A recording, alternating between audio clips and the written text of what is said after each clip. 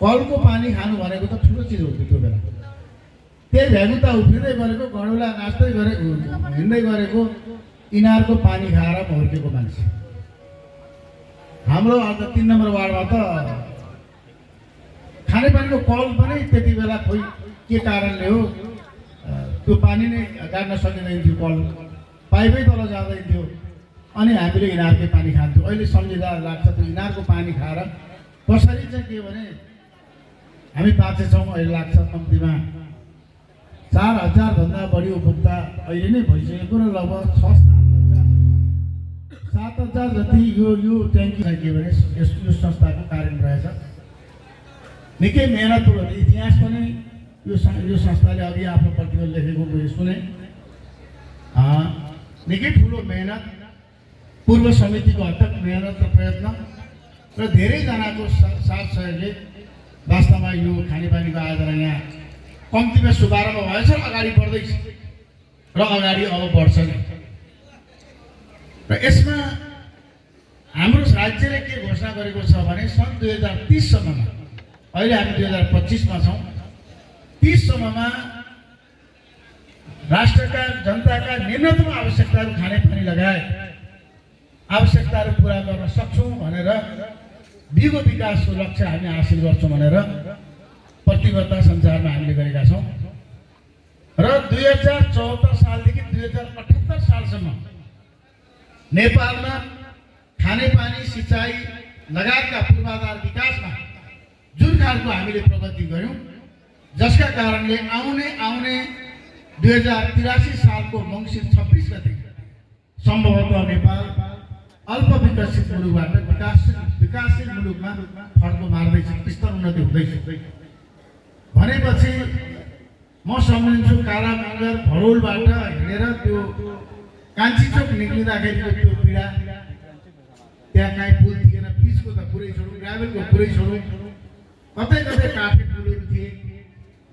उयो पढ्ने स्कुल त्यो 6-7 क्लास पढाइ हुने वरिपरि बाँसको टाटी थियो, माथि चाहिँ के भने टाली लागेको थियो, डेस्क बेन्च पनि पर्याप्त थिएन। त्यो स्कुलको अवस्था त्यो थियो। भरौलको स्कुलको त्यही अवस्था थियो, तलको चाहिँ स्कुलको बिलिजुली स्कुलको त्यही अवस्था थियो।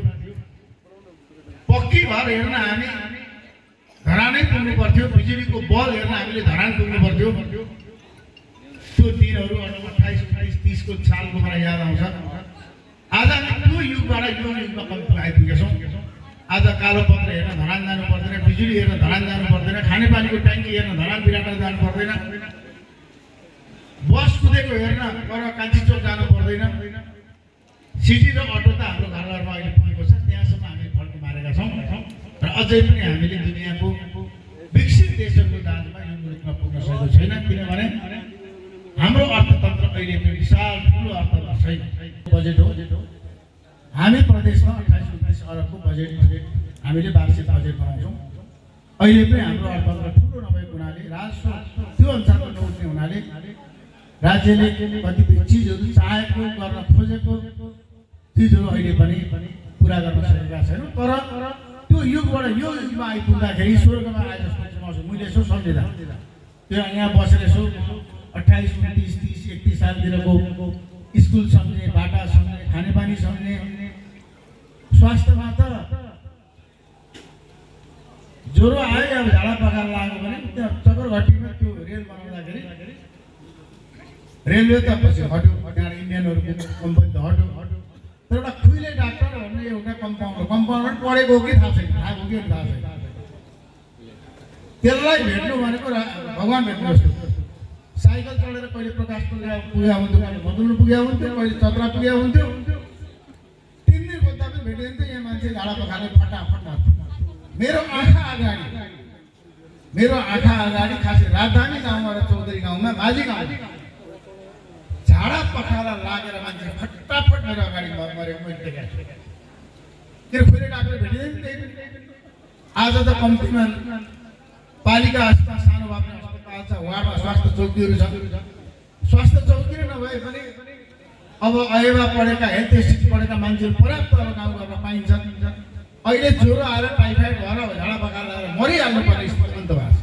औषधि दोकान थिएन, धेरै पछि 32-33 सालतिर हाम्रो थापा काजीले एउटा औषधि पसल राख्नु भएको थियो।